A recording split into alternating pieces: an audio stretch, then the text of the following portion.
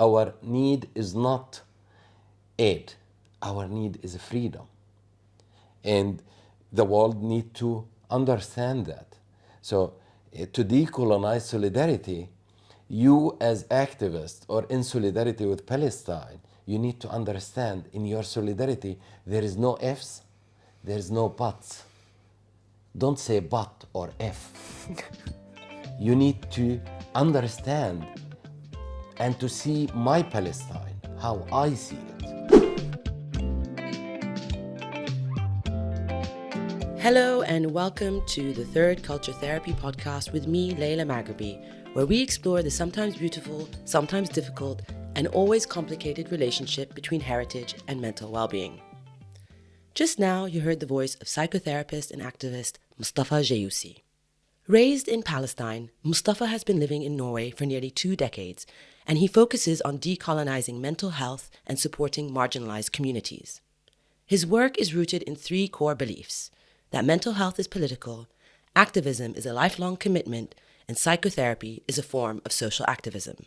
In our conversation, we explore what it means to be an activist, the difference between activism and solidarity, and how parents can help their children understand injustice when growing up in a politically active household.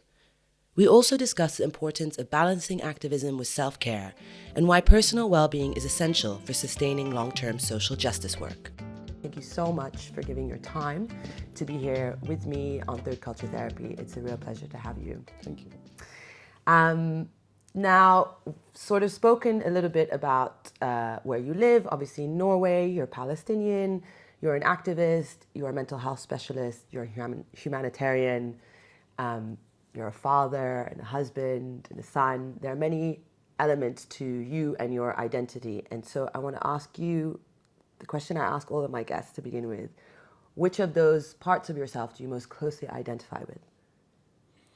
All of them, actually. Like being a partner, husband, being a father, being a son, being professional as a therapist, or being human is the most important thing. So each one of them is can show to in special occasions, or all of them in such situation that we are in now. You can show the therapist, the activist, the father, the human before anything else. Why did you decide to get into psychotherapy or mental health? It's something that I wanted to study so early. So at the beginning, I studied sociology, and I found out that it's wider than what I wanted, so I moved to psychology. I started studying in 1998 in Palestine, and I liked it. So, and this is what I wanted. So I continue studying in psychology and coaching, and to focus on different methods or schools to go deeper in my understanding of psychology. So something I wanted to do. And you then specialized in trauma therapy specifically. Yes. How did that evolve? How was your evolution into specializing into that? Actually, for the last years, I have been questioning, thinking of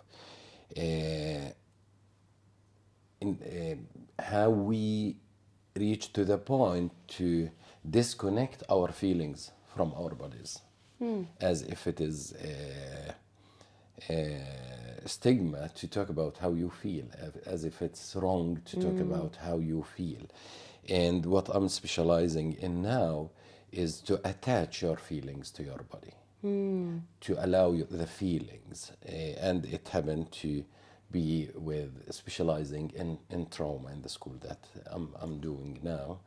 And in addition to, like most of us as Palestinians, or all of us have been through a direct trauma or traumatized trauma situation, or secondary trauma, which is we have taken from our parents or from the situation that's going on in Palestine.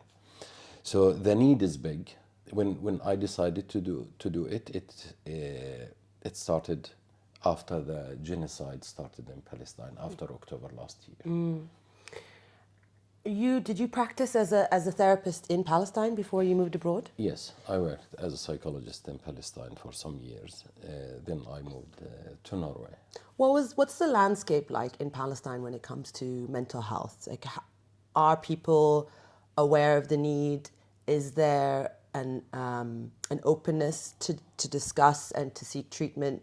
And if you're able to, can you give us a landscape of the need Yeah, within Palestine for? there is a big need when it comes to mental health, when it comes to trauma, when it comes to dealing with the difficulties that we are facing daily. If the people recognize that there is a need, I doubt it, because we Palestinians inside Palestine, we didn't experience anything else but occupation, but being oppressed, but trauma.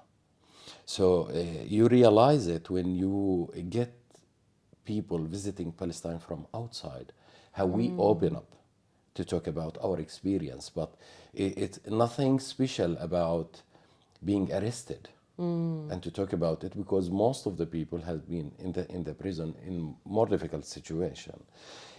So the need for mental health is there. There is a big need. At the beginning, it was really hard to make difference between the need and the stigma, as in any community. So the people replaced it on depending on each other, like, if I can call it, collective healing, that we Palestinians, we care a lot for each other. We are there, like one for all and all for one. For so many years, it became a cultural thing, unwritten law to be there for the others. Now it's much better, the people, that they realize the need for mental health. It became more acceptable. How does it differ for those within Palestine and those in the diaspora? You mentioned earlier primary trauma, then also secondary trauma, Yes. you know, being, say, the child or the grandchild of parents who have been affected. Like, for example, in my case, my father is a Nakba survivor. He was exiled from Haifa, where he was born in 1948. But I was born here in relative safety and privilege. But I have, with age, come to realize that actually many of his traumas were transferred in one way or another. It took me a long time to actually even recognize that, because really I couldn't complain about anything directly impacting me, if that makes sense. Yeah. And it's actually a large reason why I decided to do this work, because I kind of felt that if I wasn't realizing that, then there must be a lot of other people who hadn't, and I had this journey to that realization. Can you explain a little bit, for those who might not understand, how that transfers and how it can go from one generation to another, even if you haven't been impacted? In case of the people that they have been living under the occupation or have been directly traumatized, they are in a point where they don't see how they react and how they act. What they see, like, if you remember, or if you think of anybody, you will see our parents watching the news all the time, talking about the war, how they left Palestine, how they became refugees. Like, being a refugee by itself is a traumatizing situation, that you losing all the safety around you, all the security around you, and you will start from scratch, or even more difficult than that. So the way that we deal with our kids, we don't realize it. And we don't realize how we transfer these feelings or this trauma to them, because unless if we realize it on ourselves. So it's very important to think of how I deal with my kids. Am I there for them? Like, being present is not just physically. My presence with my kids should be emotionally, with my mind, with my heart, with, in addition to me being there physically. If I react on a mistake that they make as kids, I have to know how I react. How can people be aware of whether they are transferring their traumas to their children or to those around them? Is there a sort of indicator, or is it actually just a case of everyone doing the work on themselves, just recognizing that they have been through trauma, that even if you are able to live a quote-unquote normal life, that you are still carrying this, and that anyway you should be seeking help? The question is, are we living a normal life? That's the thing, like how I react to things. How are my feelings? How do I feel? How do I act? How do I sleep? React to the news, to anything that happens in Palestine will bring me back to the situation, to the direct situation that I have been through or my parents have been through. So I realize how I feel, what kind of feelings I have, allow them, attach them to my body. How is my physical reaction to these feelings, and to question, why do I have these feelings? Welcome them and work on them to be there if they are welcomed, or welcome them, work on them not to be there if I don't want these feelings to be there. We can realize the feelings that they are not welcomed, how we react on things. If my child or if my daughter let's say, break a glass of water, if I'm in a normal situation, if I'm relaxed, I won't react. But if I'm stressed, I will react in different way. So I need to question my reaction, my way of dealing with them, before ignoring the need of dealing with how I feel or with my trauma. If you like this episode and are looking to find out more, then please do visit Third Culture Therapy Pod on Instagram, YouTube, and Substack, and listen to the show on all the usual channels. And please do consider supporting our work by donating a cup of coffee or two to the team via our Patreon. You are now focusing a lot more on activism and activists and how they can make sure that their mental health is balanced, but also other ways in which they can have the fortitude and the strength to carry on in this work, because for you, activism is a lifelong commitment. I mean, not just for you, but that is one of your principal beliefs and something that you talk about. And you give workshops on that, and you give tips in cognitive therapy on how to be able to carry on. And so I want to ask you, what made you focus on activism in your work, and how has that developed in the past year?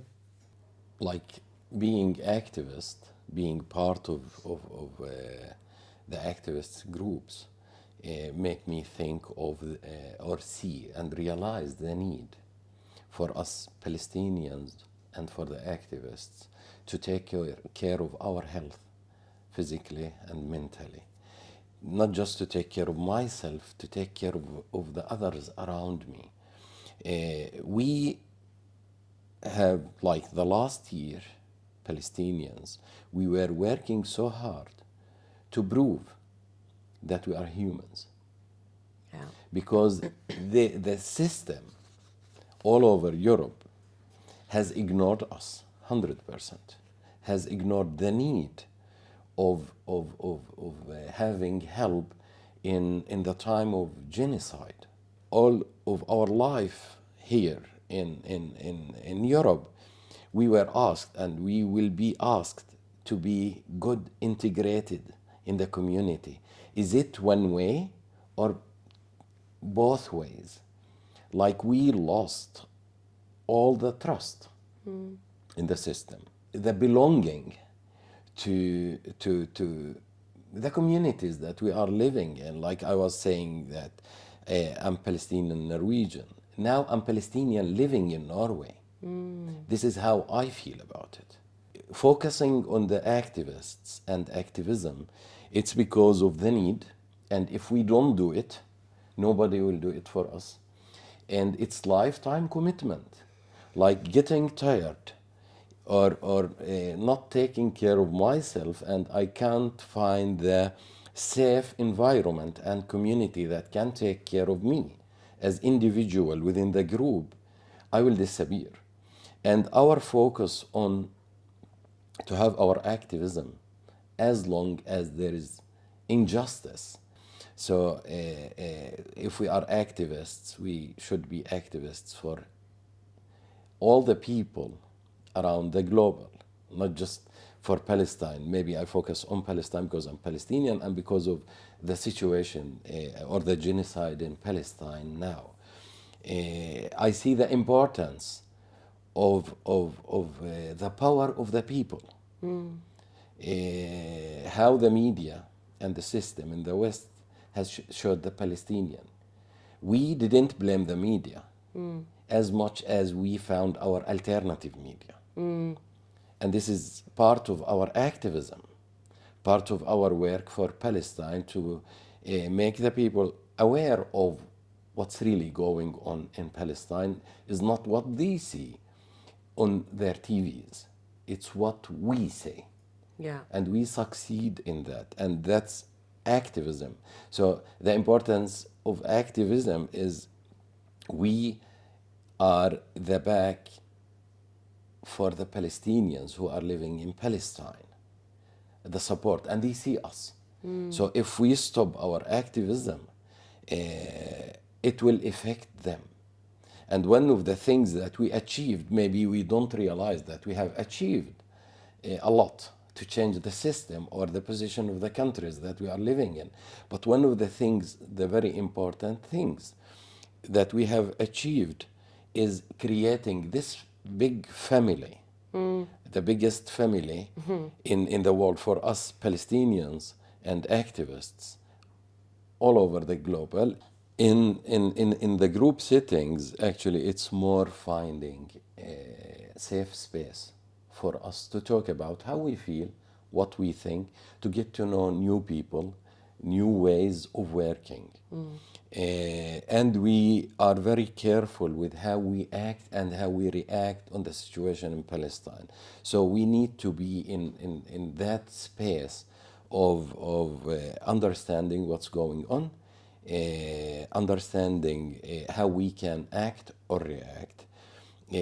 Most of the tips are discussions from the audience and me. So I don't say we need to do 1, 2, 3, but I highlight on things. How can I take care of myself? How do I eat? How do I sleep? How many hours I spend watching the news? Because I need to continue.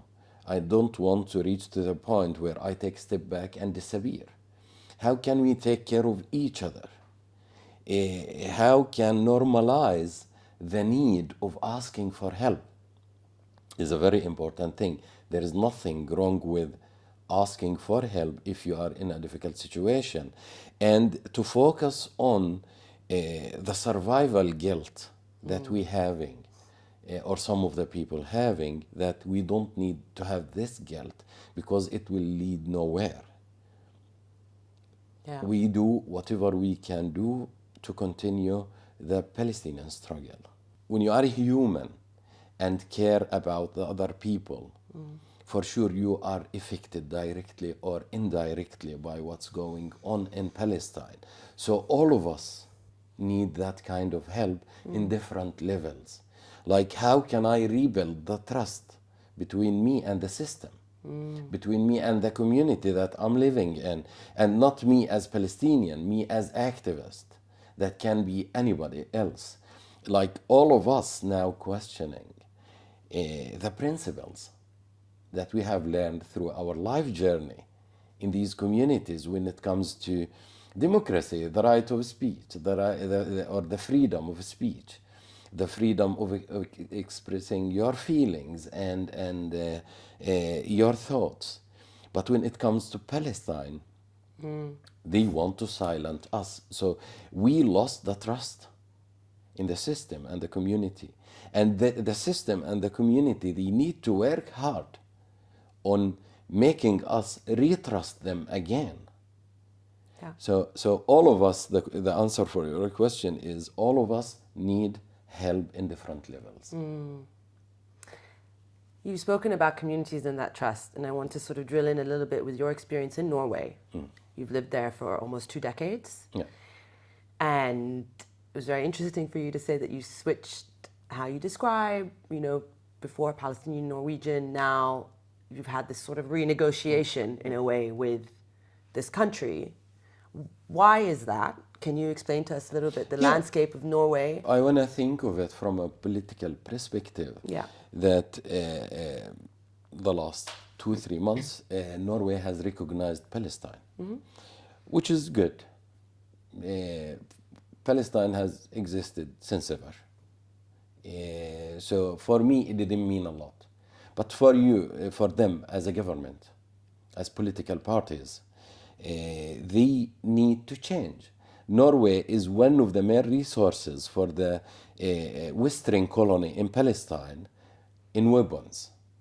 They still sell weapons to the occupation forces in Palestine. They recognized Palestine, so they need to boycott the occupation, divest, and make sanctions. They didn't do any changes in that. Like, they recognize, and you're talking about the country or the government that lead the Oslo agreement. Yeah. And they waited more than 30 years to recognize Palestine. Right? And when you read in the news, when you see the ignorance in the news for the Palestinian lives, there is like the whole Gaza Strip has been destroyed. So many people, thousands of people that they lost their lives. The principle of feminism, child care, all lives matter, whatever you want to call it. The ignorance of the government and the media and the majority of the community, even like being silent, is ignorance. Having thousands of people to be in activities for Palestine demonstrations is not enough. As a reaction of what the hypocrisy that I have seen in the media, the government, and the community, even like there is a big support for the Palestinians and the Palestinian cause in Norway, much better than other countries, but it's not enough. So they need to take the responsibility that they are a main part of the occupation if they don't take real action against this occupation. You're also part, obviously, of another community, which is the mental health community, and therapists and psychologists. What has been the reaction from within that community, and how have you changed, if at all, your relationship to them? Because there's been a fair amount of criticism, I would say, both anecdotally, personally, from the community about the selectivity of concern, let's say, of therapists, the apolitical views, the neutrality that is supposedly now a part of therapy at large. What are your thoughts on that? Well, I don't blame individuals, psychologists or psychotherapists, because this is all they know. This is what they have learned. But I will ask the question, what if these methods or theories were made of a woman? Because you see, all the people that they have psychological theories or schools are men, white men. What if it was made by a woman or a man of color? How it would be? So the focus now in new psychology is about individualism. If my life is good, if I'm feeling good, I don't have to care for the others. And we have heard it, and we see it in the social media and the way of working, that me all the time. And if the success, the only success in life is how much money I have, what I achieve in my work, not what I achieve as a human, what I achieve as a part of the community. The colonizer power on the way of the work made me think of decolonizing mental health, because I believe mental health is political. And understanding it from another perspective will make me free and understand it in a better way. Maybe we could just begin with explaining a little bit what we mean by it. That is, decolonization being a process that identifies and challenges the systems and structures that underpin or that are brought about by a colonial experience, history, and mindset. So just to clarify that for anyone who wasn't sure what we mean when we say decolonization. Yeah. What do we mean by it specifically in the context of therapy and mental health? As I said, in therapy now we focus on individualism and its colonizer idea, because when we are individuals, it's much easier to control us, but it's very scary for the community, because you lose in a way the collective feeling, the collective safety. I'm a part of this community. So if you have safe community, you are safe. If you have a healthy community, you are healthy. And this has to do with our mental health also, like what we eat, what we drink, how we deal with things. So focusing on individualism is a colonial way of working. Focusing on what success is, what achievement is more materialistic than spiritual. So ignoring the spiritual part of us as people, as humans, as indigenous people who are connected more to the land, who is connected more to the nature, or to what we believe in. It could be religion or spiritual beliefs. So they try, like the last years, 20 to 30 years, they disconnect us from our spirits. So to decolonize the understanding, we need to reconnect to our spiritual understanding of our role as humans, of our belonging as individuals and groups, to the land, to the earth, and we in this thing, it's not just about the mental health.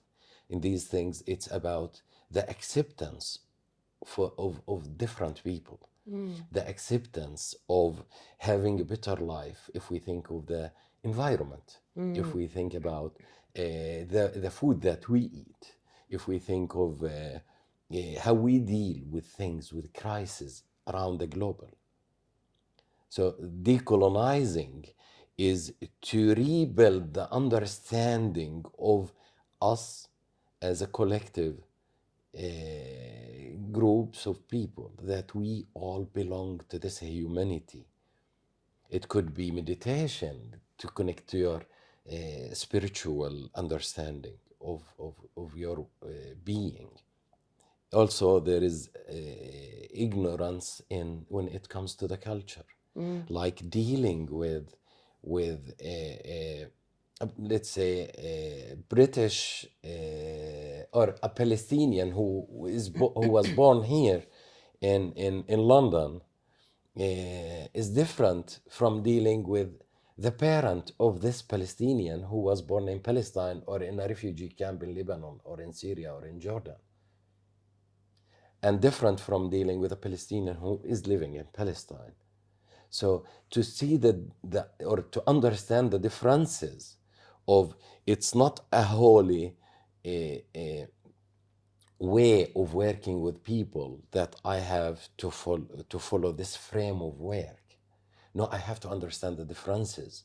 Like to heal me, it might be a dance. Might be the dabka, to heal, to help me with healing and to deal with my difficulties, might be music, might be yoga, might be meditation, might be a prayer, might be fasting. So if you as a therapist understand a bit about my culture, my way of thinking, and focus on that spiritual, cultural differences, you help me in a better way than just focusing on what you have learned. So decolonizing, it doesn't have to do with us just. The understanding from anybody perspective, any therapist will help to understand the differences and the acceptance between us people.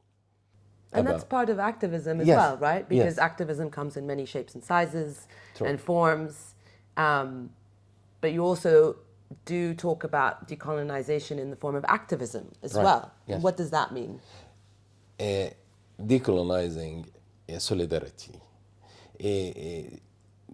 Like if we take the Palestinian cause, the system in Europe or the countries that they support the humanitarian aid or the medical aid for the Palestinian people, they want to be the rescuer, and they want us Palestinians to be the victim, the good victim who listen their advices, and they give us the aid as if our problem is lack of money. Our problem is the Palestinian problem never been an issue of money and aid. Yeah. An issue of teaching new things. That's why you see these organizations that they work on educational programs for women, youth, children, and they want to transfer their understanding of all of these subjects into our community without understanding the cultural differences. Yeah.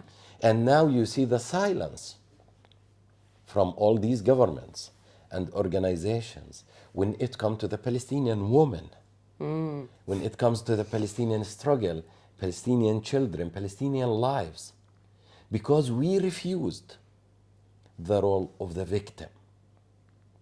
We broke the siege and we refused it since ages. No, our need is not aid. Our need is freedom. And the world need to understand that. So to decolonize solidarity, you as activists or in solidarity with Palestine, you need to understand in your solidarity, there is no ifs, there is no buts. Don't say but or if. You need to understand and to see my Palestine, how I see it.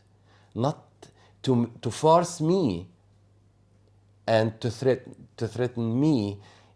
If you don't hear what I'm saying, I will not support you. I will not be in solidarity with you. You are not in solidarity with me. You have your own agenda. You want to play the role of the rescuer. I'm smiling because this conversation is reminding me so much of my childhood conversations with my father. But he was, of age, like in his youth, in his 20s, grew up was in the 60s during the civil rights movement in the USA, and was very obviously inspired by the likes of Malcolm X and the like. So I kind of understand where it came from. He was always very clear and immovable on these points of principle. Yes. And justice, and it was very, in his mind, there was just this path and there were no ifs or buts. And you used to always joke about when you get these responses from people, but you see as if like trying to find a way out from the corners. And he was like, there is no ifs or buts. It's freedom, it's liberation, it's justice, or we're not, there's no discussion here. But it is interesting if you're not sort of raised with that or not aware, you can very quickly be put in a corner where you are trying to defend the the very basic rights in existence, which then takes you off piste, right? It takes you, I call it these days, it's a distraction. Yeah.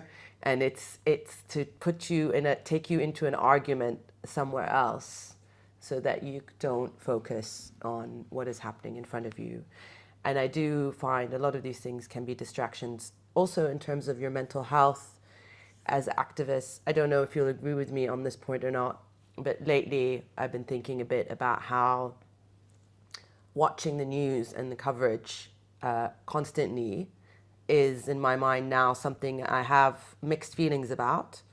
But for the most part, I feel that actually if you really do want to be very involved and active, to be really limiting it and massively reducing consumption, because I also feel like this has now a little bit become a distraction. And also, aside from the impact mentally, but there is a sense of that you are involved, but you're not actually involved through this passive consumption that is massively harming you mentally and emotionally, such that you are now like out of the game. Yeah. You no longer can function. Your brain has been tricked into thinking that you've done something, but you actually haven't done anything. You've just watched a video. That's the reality.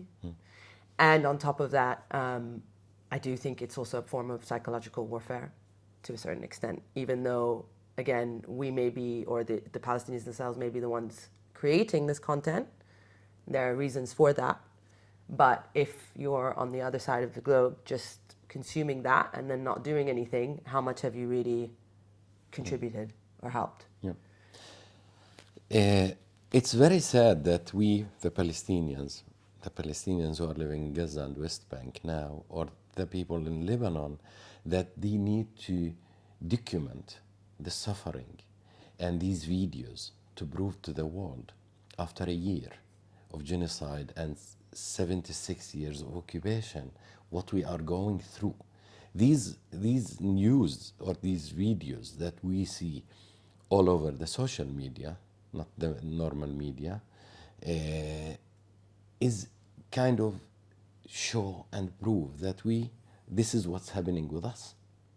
And we have the same color of blood as you, to the other world, right? But the effect is more depending on the individuals.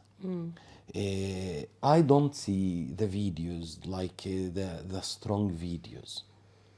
Not because I want to ignore them or pretend that nothing is happening, because I can't tolerate them. And I might be living there. It might be my family who already living there in Palestine. But I can't see them to continue, and I don't want to get used to the killing. Yeah, the desensitization of constantly, Because as much as we see, it's like reels, right?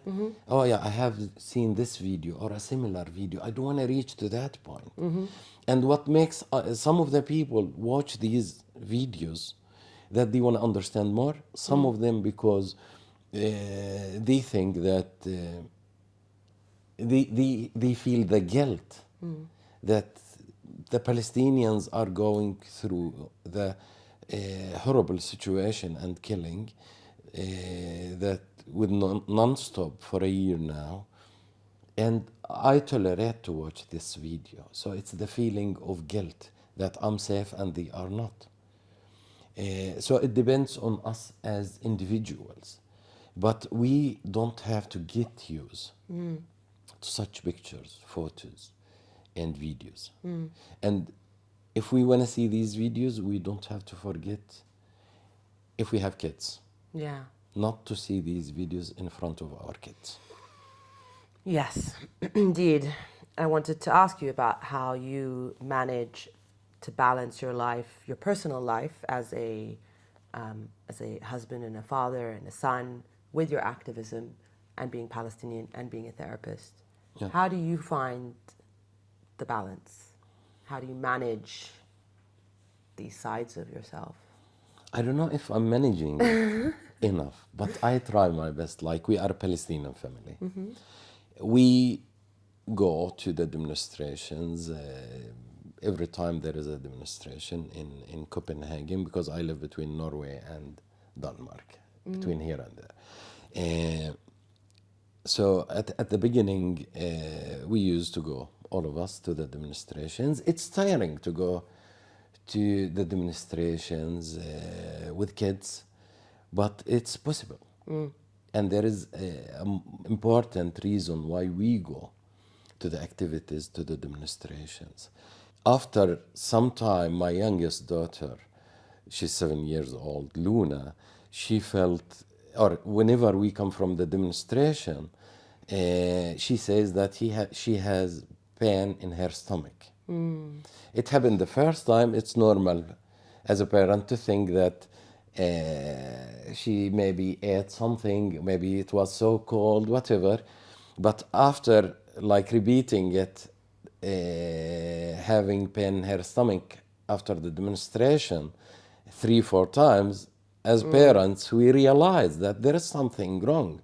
And to have the safe space for your kids to talk about how they feel, how they think, what they think.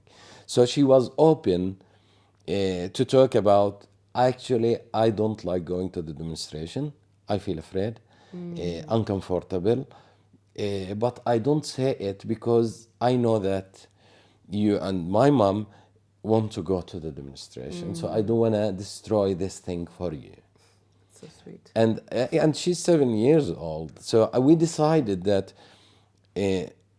I stay with her if we can't find babysitting once, and her mother can stay with her once. And I, without making her feel the guilt, I told her, like, oh yeah, we have the same feeling, but we have important cause, which is Palestine. That's why we need to listen to our bodies, to our feelings, but there is important cause. And I'm still working with her, like going to the demo, not the whole demo, for 5 to 10 minutes, or to drive her mother and her sister to the demonstration and come back. There is progress there. Yeah. Right? So not to give up on everything and to take care of her, but not to force her.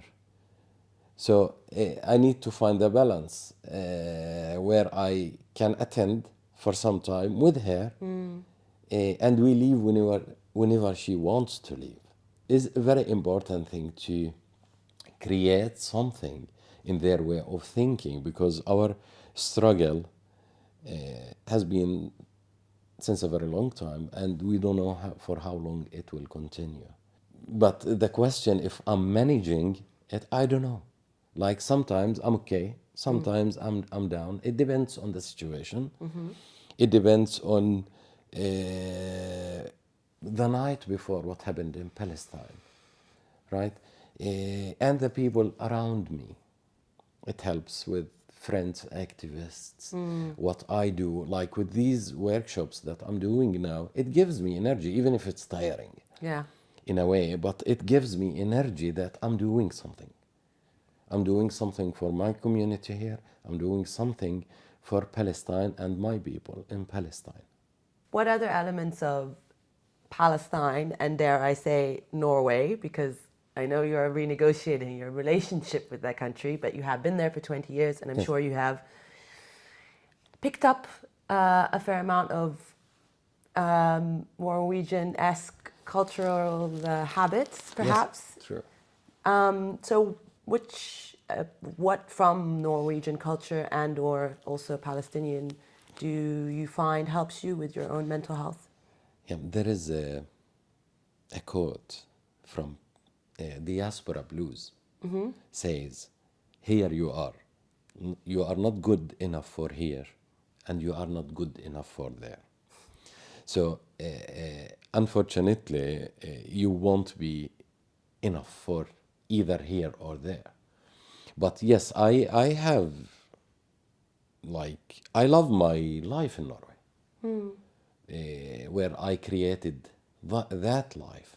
The friends, the network, the work, the activism, the streets of the city of Oslo, the place that I lived in and I live in. So many habits that I have learned from the, like, things from the Norwegian culture I have took with me, like a part of my identity that I don't ignore. And I love it. The space, giving the space to myself and to the others whenever it's needed, is something that I strengthened through my life in Norway. That I say things as they are, like, now I need a break. This is what I mean. Like, I say what I mean, okay, and I mean what I say. This became more clear for me through dealing with new people and making them understand me and I understand them. So I need to be direct and clear.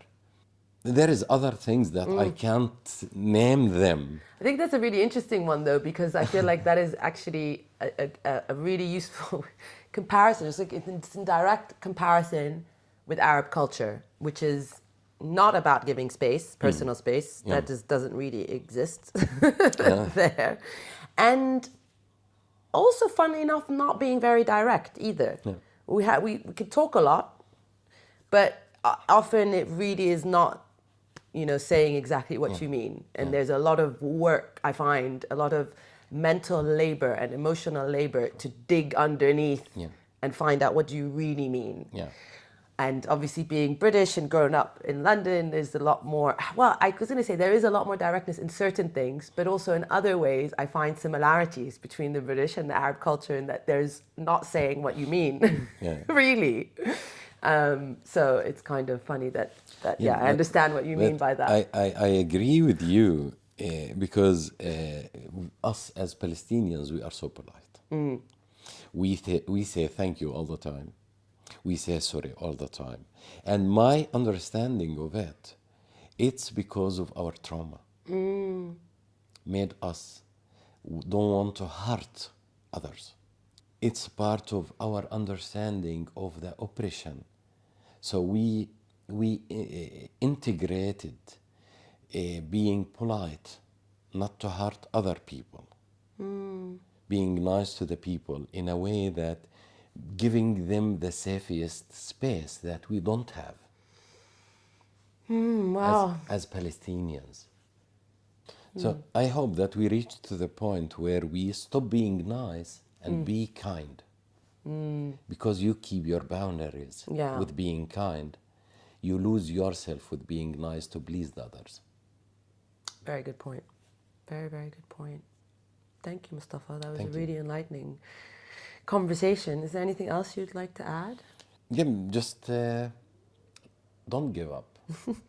This is my advice all the time to activist people, to us as Palestinians. Don't give up. Like, persevere. We need to continue our struggle. And one of the things that the last year freaked me out when I hear it, indigenous people.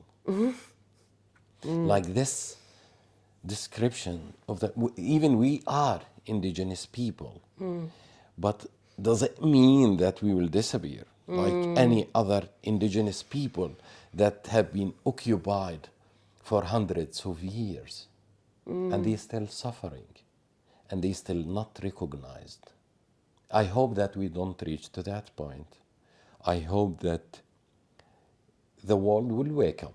Well, they are in many respects, but you're the right. people. There is a lot of work to be done. A lot of work to be done. So the final question, top tip for activists to keep going would be? Don't hesitate to ask for help if you need help. Okay? See Palestine through my eyes, not through your understanding from your media. So great. It's very, very important. Thank you. Thank you so much. I would love it if you would like, follow, and review this episode. And please share it far and wide with friends, family, colleagues, the lot. Every little click from you helps elevate this podcast, allowing me to carry on producing great content for you.